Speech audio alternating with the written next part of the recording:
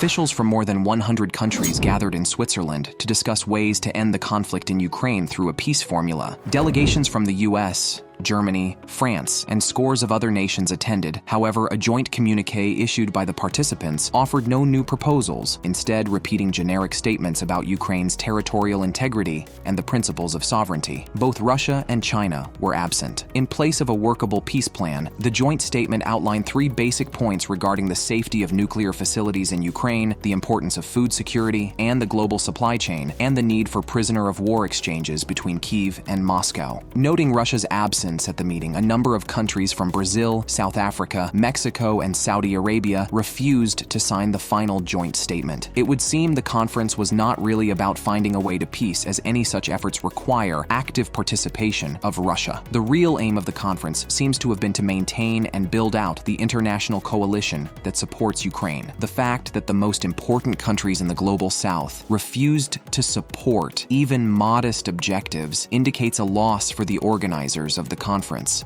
The U.S. has indicated it is open to backing an Israeli offensive against Hezbollah in Lebanon, amid mounting frustration that the group continues to link a truce with Israel to an elusive broader ceasefire in Gaza. U.S. envoy Amos Hochstein delivered blunt warnings to Lebanese officials that Israel is preparing to launch a limited offensive on Hezbollah and will have American support if a diplomatic solution isn't found. Hezbollah has said it will stop attacks only if there is a Gaza ceasefire, but it appears its content in holding on to hostages and letting this war drag out in a low-level counterinsurgency. The fact that Israel is even considering opening a second front on its border is surprising, as Israel has struggled after 8 months on its stated goal to wipe Hamas of the map. Hezbollah is an altogether different prospect than Hamas, who has significant missile capabilities and are much more resourceful. Israel will also have to open a front in Syria, as Hezbollah is present there. Shia proxies in Iraq would also be a problem, and Israel will likely have to face off with Iran. Israel will need significant U.S. support to open this second front. It would be an altogether different prospect to Gaza, and if it does open a new front, then it would become a regional-wide war.